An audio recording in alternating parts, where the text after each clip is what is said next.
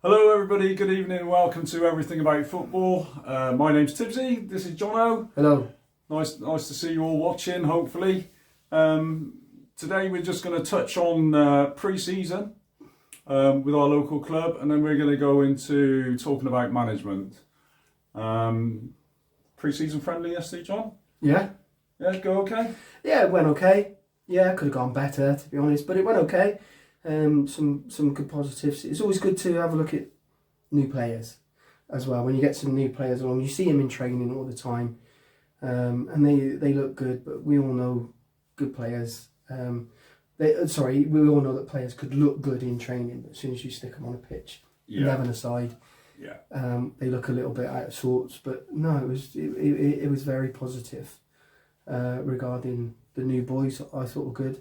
Some very good performances as well from some of our main players as well, and it was good. Result wasn't great, but it wasn't about the result for me. Pre-season generally for me isn't about results. It's about developing and creating a style of play. So that was the first one for me out of the way. I know James, the reserve team of manager, has already had one, but we're still mixing our squads at the moment. So rightly so with that, yeah. Yeah, just to have a look at all the players. We're still mixing squads, but it was very very productive. I thought long way to travel for a game. Yeah. Pre-season friendly, nearly an hour drive, was it? Or? Yeah, it was. Yeah, but. They got a nice little setup out there. Wooden Rovers it was. They got a nice little setup up there with a club bar and all right on the pitch and park and all. So it's a nice little setup. So I won't tell you the score. Right, as you said, scores don't matter. No. At that time. So how about the new boys? Are they looking decent or settling in or? Yeah, a couple of them are settling in. We've got one young lad. Believe it or not, he travels all the way from Swindon to play. Swindon to Cheltenham. Yeah, to play and to train. He's been doing it as well in the summer. Bless him. He's a nice lad as well, and he's quite a decent player. I think he'll do well. Certainly do well for the club. I think, and with the right development, he could be quite a very decent player. Quite like what he's about. And then there's Zach's brought in 2 or 3. Players as well. They all look quite decent. We had a left back that come on for us yesterday. He looked good. Looks quite natural. Looked rusty. Don't get me wrong. He did look quite rusty. His name was Maz, but he looked like he had a little bit about him and something that I'd like to look at a bit further. So these in general are younger players, are they? Or Yeah, which is good. Yeah, which is good. I mean, the old Ed, we've still got the old Eds there as well at the moment, like Hammond. I think he's the oldest there at the moment. So he'll be around. Well. Yeah, he is. Yeah, but he had a decent game as well yesterday. Liam had a decent game. Dave, as well. I asked him to go captain yesterday. Dave Livesey. Yeah. He was superb. I thought his talk. You know what he was like when he first came to us? He was quiet. Yeah. He didn't really look like he was interested at times.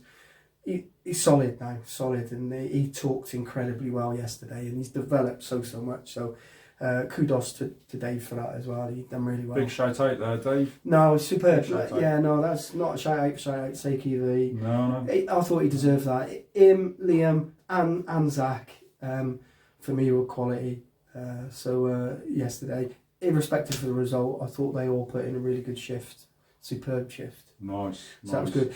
Couple of other performances that weren't quite to par, but that's football, isn't it? Next week. It is football. Next week they will probably be man of the match, but yeah. That's what happens. They know who they are. They know if they had a good game or not. I'm not going to name them. No. It wouldn't be the right thing to do, would it? No. It wouldn't be the right thing to do that in-house. Yeah, exactly. Yeah. I'm not Mourinho. I won't out them. So what about the shape of the team? You got any ideas with that? Or? Still tinkering, if I'm honest. So it's Tinker John. Yeah, I'm still tinkering at the moment. I've always.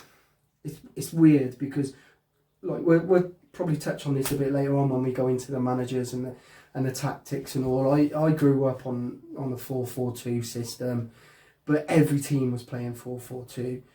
Nowadays, you don't really see that so much. You have one guy up top, you have 3 men in the midfield, and then it's a variation of either 3 at the back with a 3-5, a 3-4-3 or a 4-3-3, whichever way they do it. Which means that if you've got 4 in midfield, it's difficult because the centre midfield is overloaded. So we've been looking at playing with a 4-3-3, but whether or not we've got the personnel now, because it's changed from last season, to stick with that, I don't know yet. So I'm experimenting and looking. I think this is the first I've mentioned it. I haven't even spoken to Tim about this yet, because you've just put me on the spot. Thanks. But this is just because once you have a game, you know, you go home, the players get out on the piss, and they go and enjoy it, or they don't enjoy it, or whatever. But they get a few beers in you. I'm sitting at home, getting my phone out, and looking at players, and then I start moving players around and analysing and think, where did we go? Where could we improve? Not where did we go wrong, but where could we improve? What about if we do this? What about if we do that? Could you go there? And that's my Saturday night. Yeah. Now. Yeah. Yeah, I've not spoke to Tim about it yet. Hopefully by the time you post this video, I'll have had a chat with him. We're going to have to now, because I don't want him to find out from this. Part of the reason I mentioned formations, because I know in the past when we've worked together, we've had long discussions about formations and how we go about deciding on that formation. One of my things is what you're generally saying here, is that you have to look at players and see what system you can fit those players into. It's not like you're going out and signing a Premiership striker for, players come to you at park football level, and you might end up with all left backs. Well, yeah. You just got no idea of what you've got, do you, until you start looking. But I have to say that my general formation was a 4-4-2. It was because everybody knew it. Yeah. It didn't complicate things, it kept it simple. I think I changed to a 3-5-1 at one point just to see how that went. Wasn't overly convinced by it. I do, when you look at Premier League clubs or top clubs, I do look at the shape and everything and think, yeah, that's going to work, But at park football level, sometimes I don't think it does. No, I think that though formations really, the higher up you go, formations are just starting positions. You'll see when you go higher up that if you stop like a Premiership game at any point, when it's in mid-flow, not like when it's a dead ball situation or whatever, but when the game is already in flow and if you press pause, I would think it would be very difficult to look at that and go, they're playing a 4-4-2, I can see that. I actually nearly leant forward and pressed pause then. Did you? Yeah.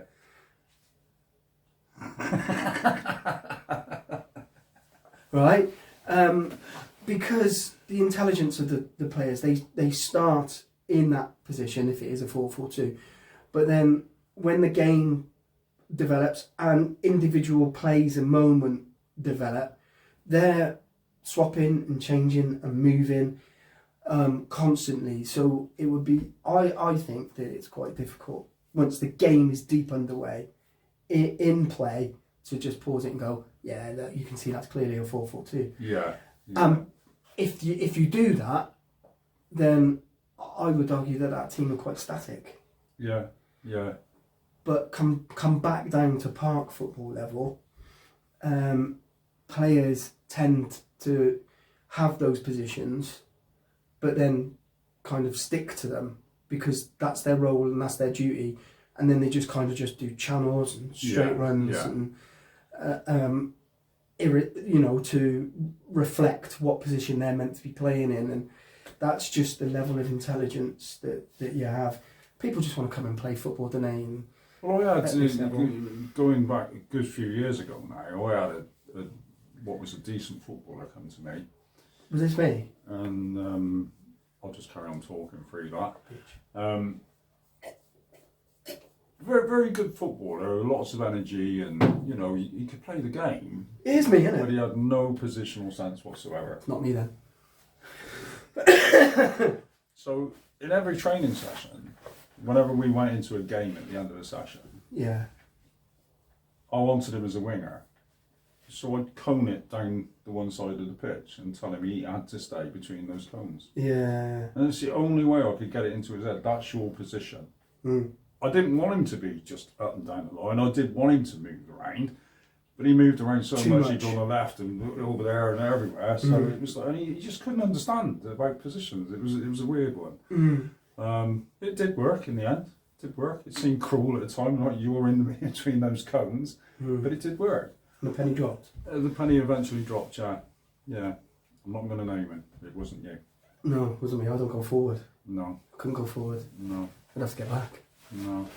Oh, well, it sounds like an interesting start then for pre-season.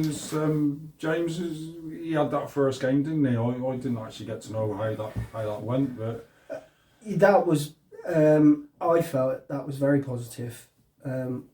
Playing against arguably the Man City of Cheltenham at the moment, ploughing all of the money and the funds and social media into it, which is good for them, because we've got to catch them up, so good for them. But I thought that I didn't get there for kick-off. I got there late because obviously I don't finish work. And there was some really good football being played. Really good football. Obviously, in the end, the quality of the other team just paid off by getting the result. But if you'd have seen that result in compared to what we were watching on the pitch, you wouldn't have thought that was the case. It was a good game, and they played some really good football as well. So, but again, it was it was a mixture. There was a mixture of the teams there playing for that one, first and seconds. But some really good football. No, that's good to hear. Yeah, good to hear. If I was James, I would have come off feeling quite positive. From that.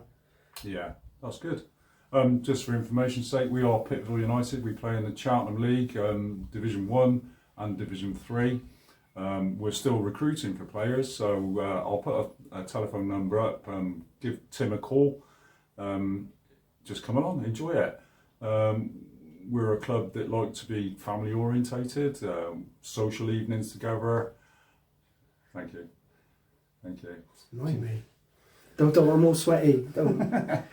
Okay, so anyone's more than welcome, no matter what standard you have or can play. We'd love to have a look at you and get you involved. Thank you very much. Yeah, definitely. More the merrier. Yeah.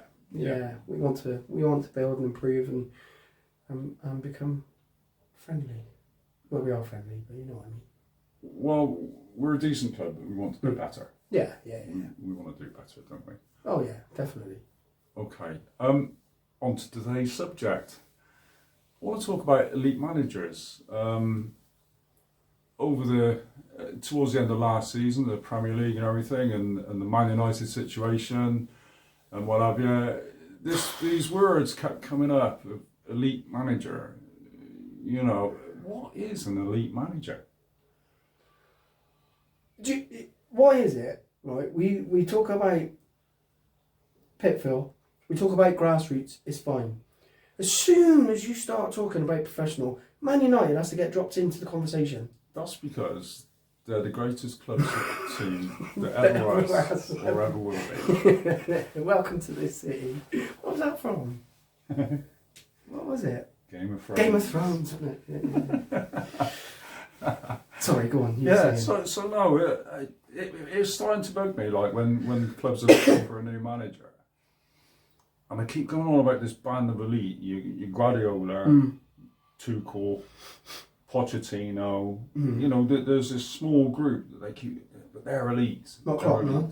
Klopp, yeah. You got to include Klopp in that. I thought you left him out. But what is? Are they elite or are they just lucky?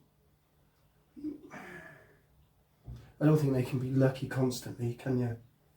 But if you arrived at a football club where everything's in place already from the previous manager, Yeah. It was like, say, Mancini won the league, didn't he, with City? Yeah. Etc. Etc. So that's a decent side if they won the league. So if you come in and you've already got the decent side there, Yeah. you're not building anything, are you? Really? No. You know what I mean? The prime one that comes to my mind straight off the bat is Ranieri at Leicester. Exactly. Yeah. Who was it before him? Was it Pearson? Yeah, I think it was. Yeah. Yeah. He'd done all the groundwork, and Ranieri I'm sure it was Pearson. And then Ranieri took over, and before you know it, they've ended up winning the league. And from what I've heard, all that he did, not all that he did, I'm making that sound really like disrespectful, I don't mean that.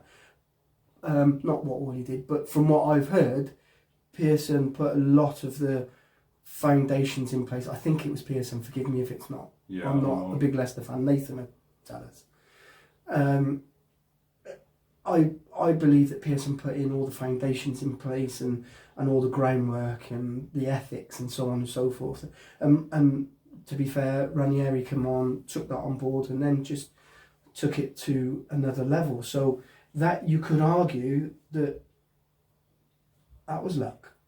Yeah, the way that fell into his lap. Not luck in winning it, but the way that he took on that particular position as it was. That was a bit fortuitous. Yeah.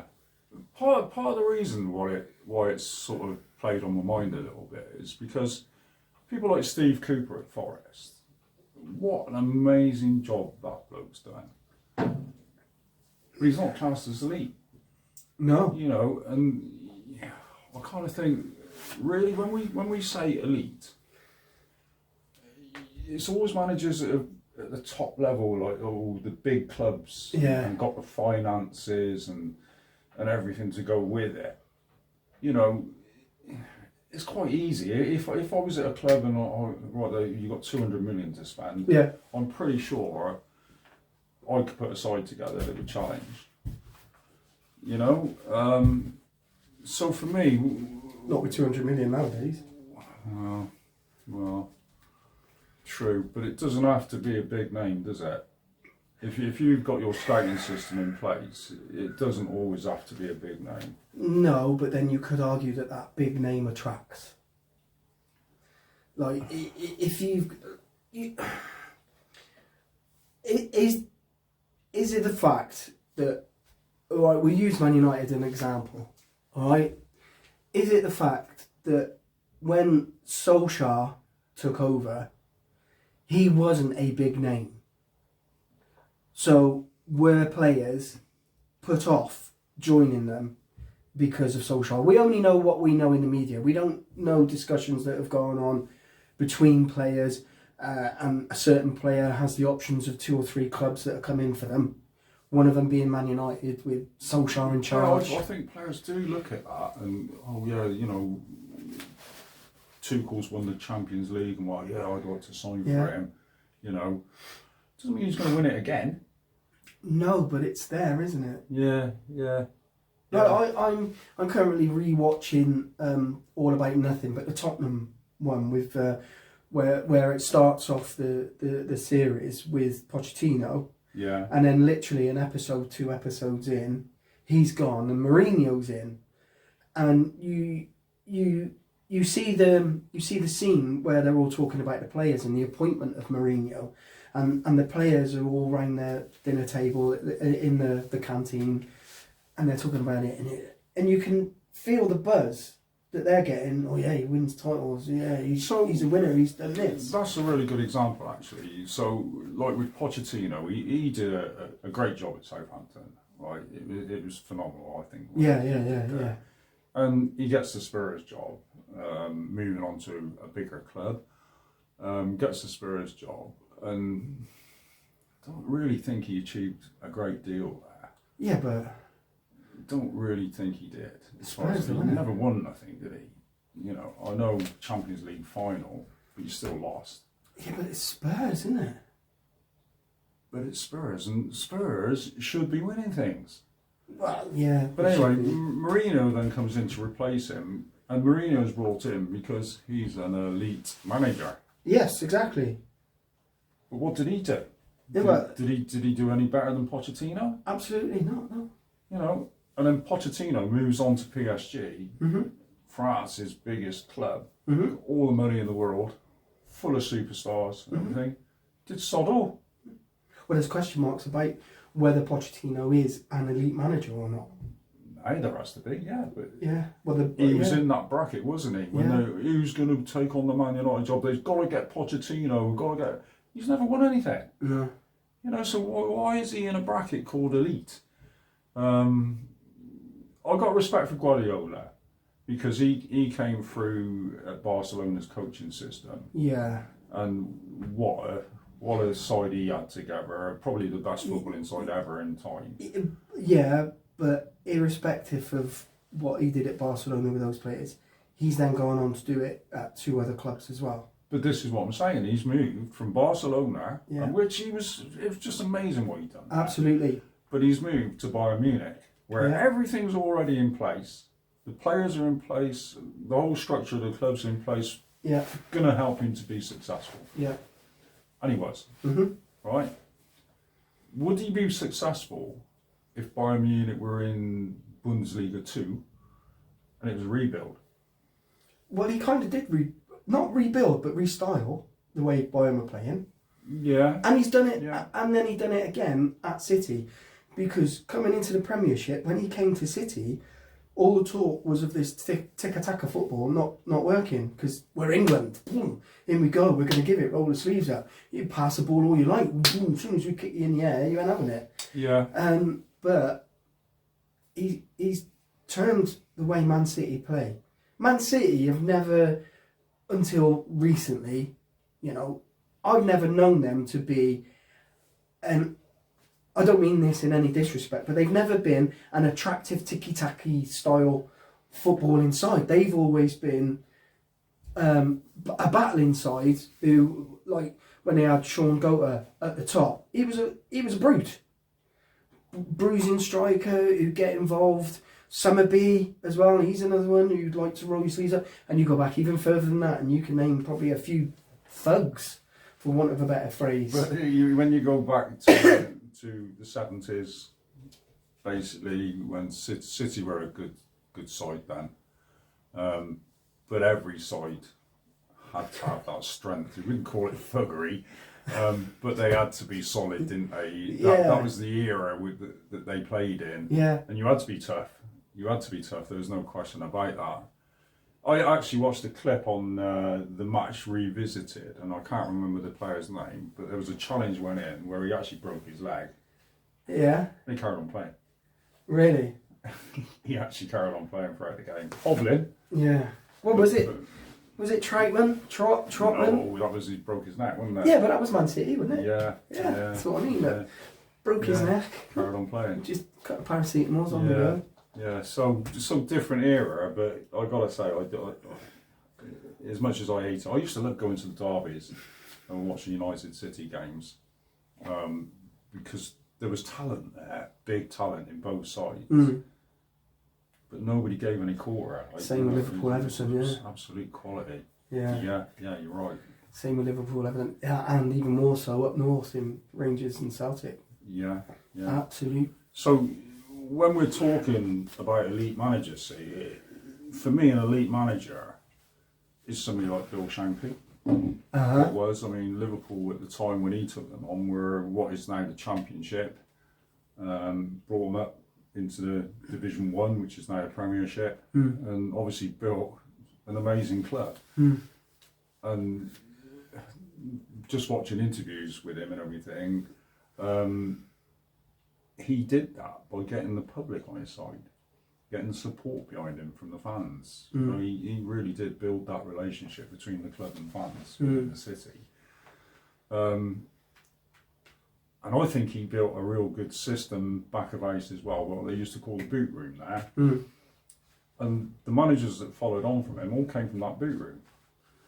Such as? And you look at Bob Paisley. Right. I mean, God knows, everybody talks about how many trophies Fergie won. Paisley can't have been far off getting the same kind of...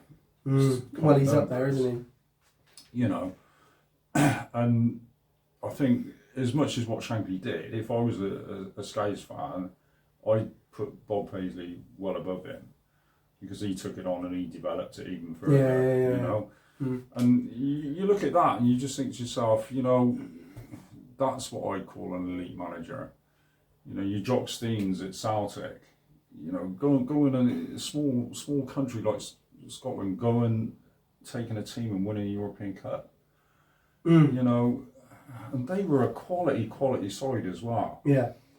You know, things like that. I would definitely put him down in the elite bracket. Not so much with Don Revie at Leeds, because I mean he had one team that he played, and I think when he started having to look at new, fresher players, wasn't quite the same. He wasn't great at signing players, as far as I'm aware. And that was probably the downfall and maybe the reason why he left to go to England, because he could see it coming.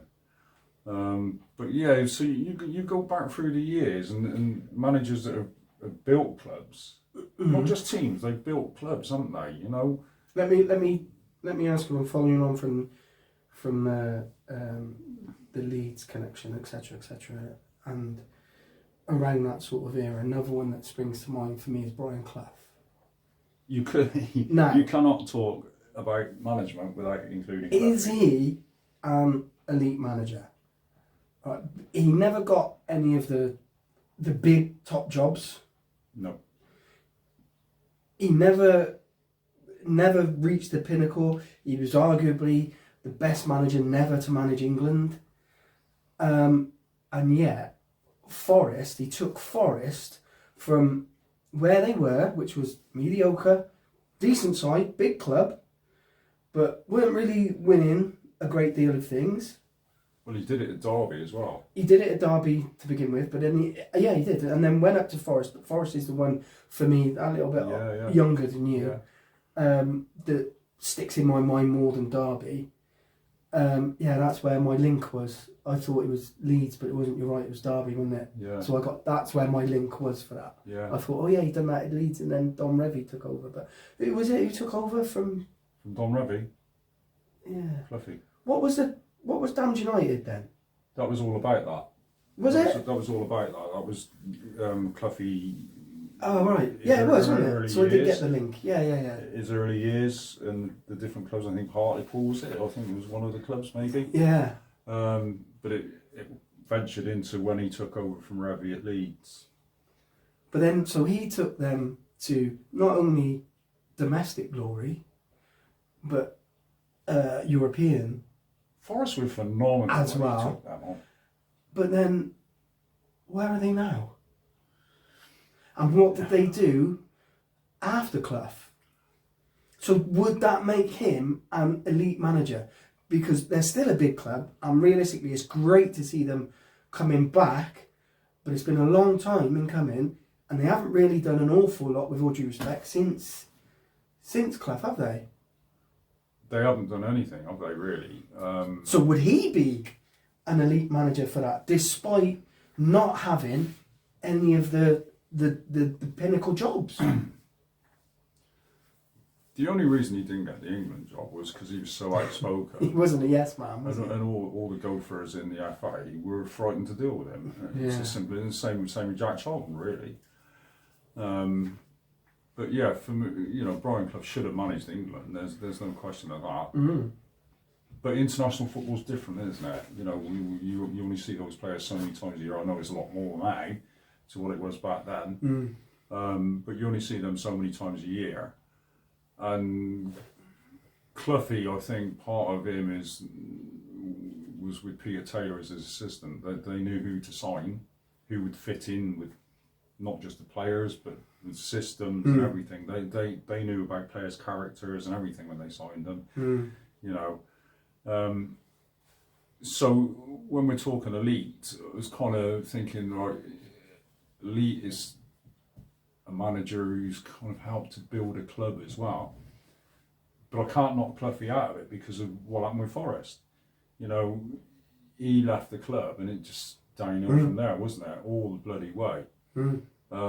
So you can see what he built, and then somebody upstairs has just let it fall apart, haven't they? Bad decisions upstairs, as far as I'm concerned. And you're right, it's great to see them back. It's great to see them back.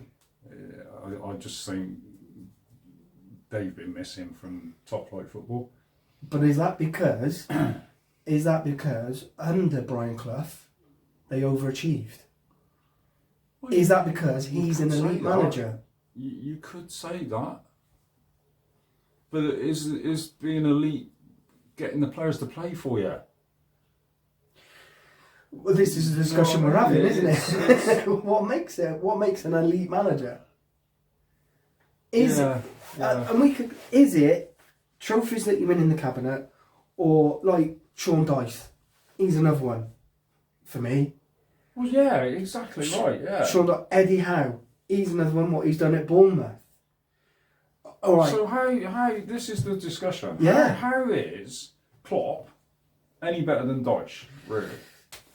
And yet you watch Sky Sports News and it's always gotta get an elite manager. He's not a Pochettino. He's not a Klopp. He's not a Guardiola. Yeah. But he is because of the job he's done at Burnley. Oh yeah, but here we go. Yeah, but look at the tactics that he plays. Oh yeah, he gets an all defensive. He goes long ball. He does this. He gets in the face. But why does he do those tactics? Because that's the players that he's got at his disposal. Like we touched on earlier. Which takes you back to park football. Exactly. So, considering that as Dyche has got a bunch of park footballers, basically, right? No offence, Burnley fans.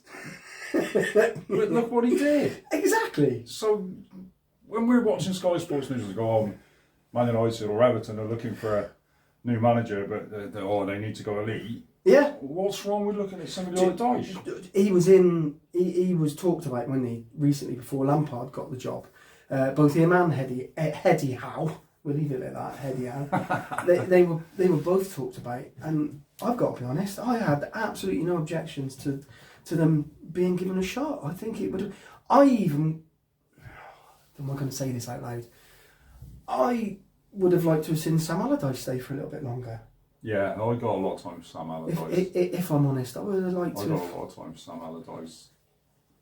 So again, what he did, in particularly at Bolton, back in the day, and look at the players he got there, as well. What was it, Djorkaeff? Yeah. Yeah. Oh, they're all letting me down now. My brain's letting me down now. He had the quality striker as well, didn't they? What was his name?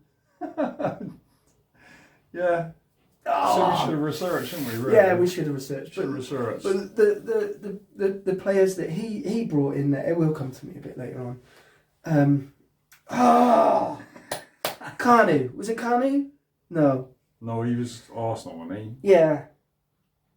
Anyway, he took Bolton to something ridiculous, year in, year out. Not just one off. They were good to watch as well. They were. They were good to watch. Yeah, they were, yeah. You know? Yeah, very much so. So, elite managers? And when he left, it all went downhill for them, didn't it? Well, that's a good point, actually, as well. You know, it did. Literally just gone. So, let me ask you this question then. Right, so we've just talked about them now. We've talked about Sean Dyche's, we've talked about the Eddie Howe's, the Sam Allardyce's, even the David Moyes's, although he had his shot, which kind of answers my question. But if you took those guys away from the blue collar of football, the Burnleys and the Boltons and so on and so forth, and then put them up into the white collar teams, you know, the ones with the money and a little bit of ponce, could they do the job? Could they do the job? And would they make that team successful? And if so, how?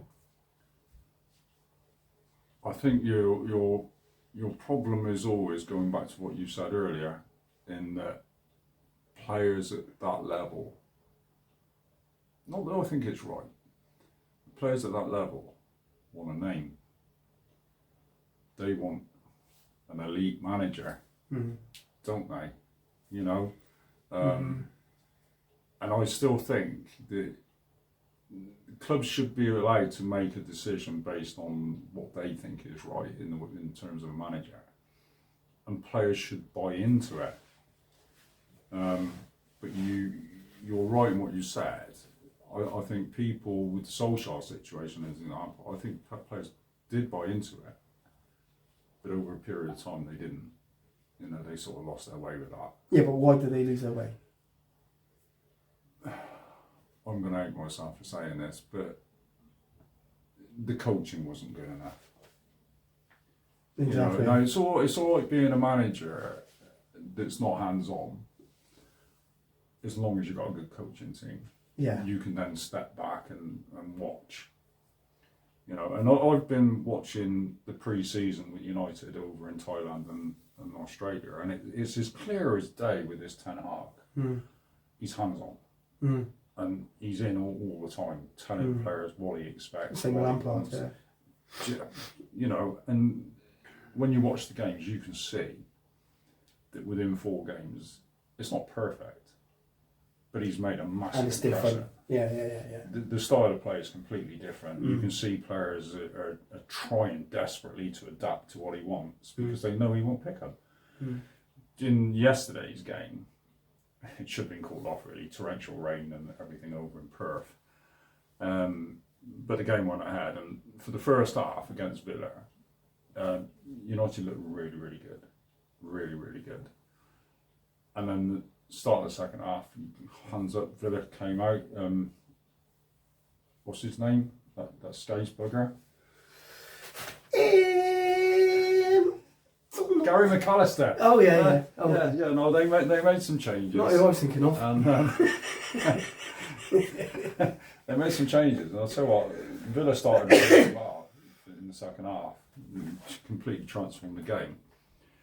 And then as all pre-season friendlies go, once we hit the hour mark, the substitutes start coming in. Yeah. You know what I mean? So the game just deteriorated really, and it ended up as a draw. And I saw the after-match interview with Ten Hag, and basically answering the questions that were thrown at him. He said, "Yeah, you know, we've had a decent first half. We've played pretty much, you know, how I want everything." He said, and then we come out in the second half. He said, and we haven't done it. It's as simple as that. We just didn't do it. He said, Villa changed their lineup. You know, changed a few tactics here and there. He said, we failed to cope with that. He said, it's not acceptable. And what he was saying in that interview was, just don't drop your levels because you'll be out. You know, and for me, that's a sign of a really, really good manager. He's not afraid because they're big name footballers on millions of pounds, you know, whatever. He's not afraid to say it. So is he elite? Time will tell. Time will tell. But is he elite? No. So why has he got the job at Man United? Because we couldn't get anybody else. But no, you know what? As a fan, because this is what made me think of the whole thing. Was all I kept hearing was elite manager. Exactly, and that's why I mentioned this, that. Just to be elite manager flippant. this. Yeah. So I started looking around at different managers and thinking, like would somebody really like Allardyce or that? Could they do that, knowing they've got a bit of money to spend and whatever? Could they? You know? And I looked at Ten Hag and everything, and went through his records and everything, and I thought, do you know what? I really like this bloke. I've never seen him. Don't even know what he looks like. But I really like the sound of this bloke. And when the momentum started coming about Pochettino going to United, I was like, oh no. Why? Please, no, because you're getting rid of Solskjaer to replace him with an elite manager who's won nothing. Right. He hasn't won anything, so why were we talking about replacing Solskjaer with an elite manager who's actually he's done nothing different to Solskjaer, has he? What's Ten Hag won? Well, he won the Dutch League last year, won the Cup last year. I think he won it the year before. What in Holland? In Holland. Okay. He's done really, really well in the Champions League with Ajax. Was it the semi-final? That's the year Spurs actually made the final. Some of the results in the Champions League have been absolutely outstanding. You know, against the bigger clubs. So it kind of says it all, really, for me, that if you can get these results, what is a big club in Holland, but small in comparison to some of these bigger clubs, and he was getting results left, right, and centre against all that, you know, and I think the big draw for him is that you have to look at it and say, well, he built that Ajax side. Where does he get these players from? They're not like £60 million, £70 million, whatever. Yeah. He's going around, he's getting them for like 10 million or whatever. Yeah, but Ajax has always had a good conveyor belt there. They're great uses. Yeah, from the youth, they've always had that. But he did sign individuals in that team as well for very small money. You know, and now they're being sold for 70 million, 60, 70 million. So I like the fact that he's got an eye for a player. I love the fact he's got his own principles on how he wants the game to be played and how players should behave. And I think if there is actually a group of elite managers, I think he'll make his way into that. Okay. Yeah. But he's got to win stuff at United. Of course. Right. Of course. Okay. I love the way you've done that. You've done that cleverly. We're talking about elite managers and Eddie Howe, and somehow you still get 5 minutes worth of Man United in. I don't know whether to admire or hate you, but well done. You've done well. So what about Lampard?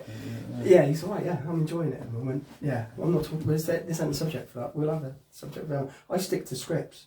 Okay. I'll just waffle on. United, love you. Yeah, well, I do love him. Yeah, I love Everton as well. Yeah. And I'm actually excited about the coming season, not just because of United. No, I know, yeah. I think it's going to be an interesting season because City have improved. Liverpool, have City improved because they've got rid of like Sterling and... Yeah, but well, not only have they got rid of them, but they've all gone to competitors. They've all gone to Chelsea, they've gone to Arsenal. Liverpool have lost Mane. Yeah. That's a big loss, yes. They've got Luis come in, who's done a great job. But Mane was incredible. He was phenomenal. Absolutely. Yeah. Now City, they've got Haaland in, and so on and so forth. Anyway, we're getting off track. Going back to the elite managers, one thing that I did want to ask you is what we were talking about earlier with the Eddie Howe's and so on and so forth. They did get appointed those big jobs. Yeah. Right. Yeah. You mentioned it earlier about the players wanting big managers to come in, big managers who have done this and done that. Do you think that these players would be able to manage these managers, elite managers?